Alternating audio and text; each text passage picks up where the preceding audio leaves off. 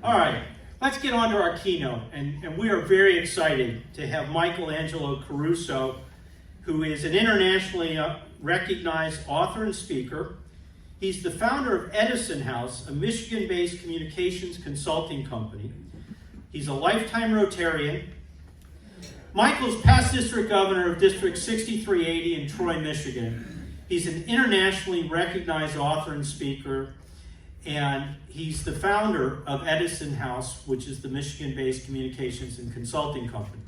He teaches presentation skills, drawing on his unique background in the technology center and the entertainment business.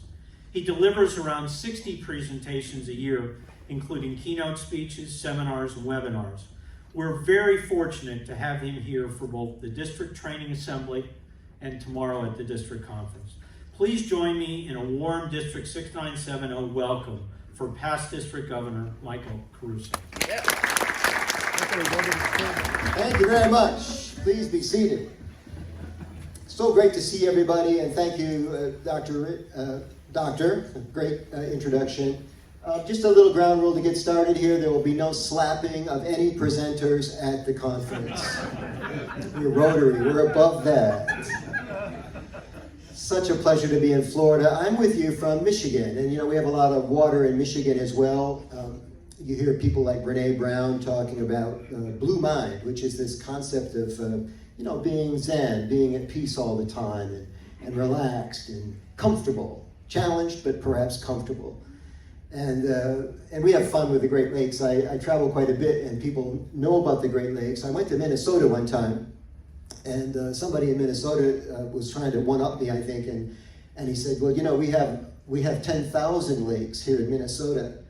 And I said, that's interesting. We just have 5 great ones in Michigan.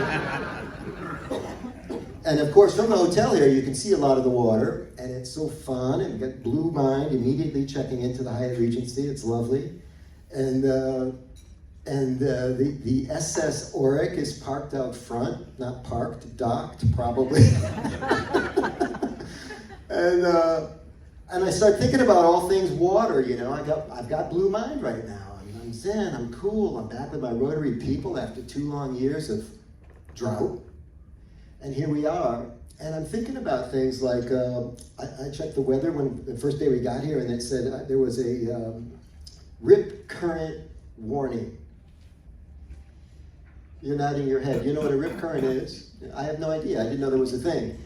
And I'm on the 14th floor of the hotel, and I became concerned about the rip current. I'm like, do I need to do something now? You know. And so I Googled it, man, because I had heard of something called the Undertow. Anybody know that phrase? And I first heard it in, was it The World According to Garp? The movie where the brothers are teasing each other about the undertowed, T-O-A-D. Remember that funny line? So they're undertow and then rip current, and I remember a term called riptide. And so I Googled, you know, riptide, rip current, undertow, diff, D-I-F-F. What's the difference between, and you get like a master's lesson in Blue Mind by Googling those 3 terms. It turns out there's 3 different types of riptide. I didn't know this.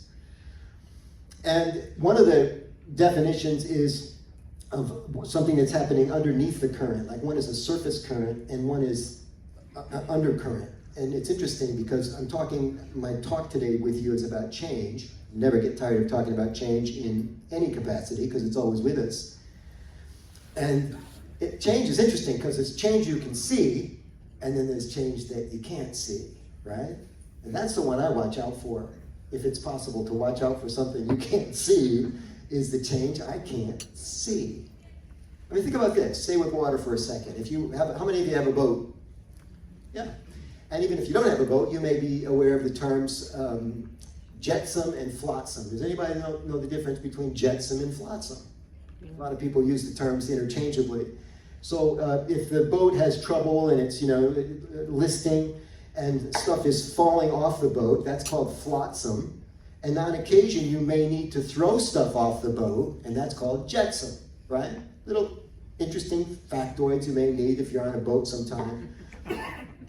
But the whole idea of a boat listing and getting it to right itself again is this idea of change, about making things right again. making them the way they should be, right? And this is something that we're trying to do, excuse me, I think in COVID, post-COVID, in the Rotary world, is we're trying to make things right again. Still thinking about water, Katrina. I remember Mayor Ray Nagin, I think it was mayor of Katrina, of New Orleans back in Katrina. You remember it? And this guy got more media attention than any mayor ever got, because everybody wanted to talk to the mayor of NOLA when this happened. And he made this statement that I thought was really interesting. A lot of mayors, a lot of people, and I caught this because I teach presentation skills, a lot of people not really ready to speak, to give a presentation when it's time. Like some people, they don't even have their notes with them.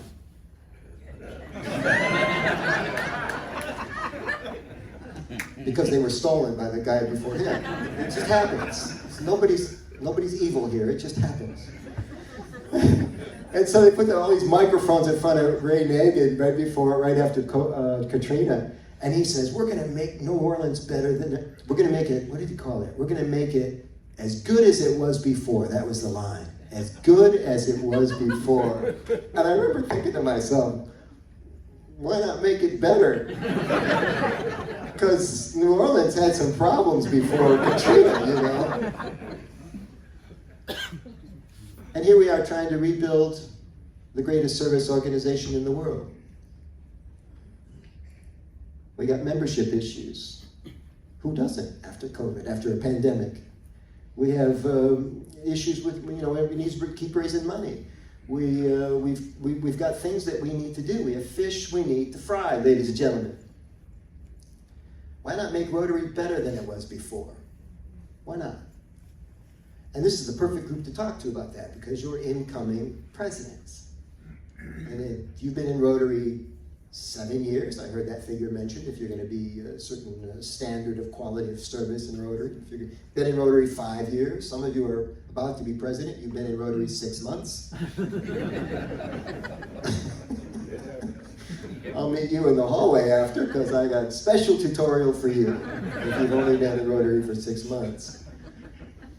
Is you may have thought to yourself on your way into the presidency, I wish our club could do things differently. Or our club needs to do things differently. And you've always looked to the other presidents to do this for you, to take care of it for you. And guess what? Now it's you. Now, we don't want you to come into some kind of dictator to change the club. But if you ever thought you had the power to influence your club to make these important changes, this is your time.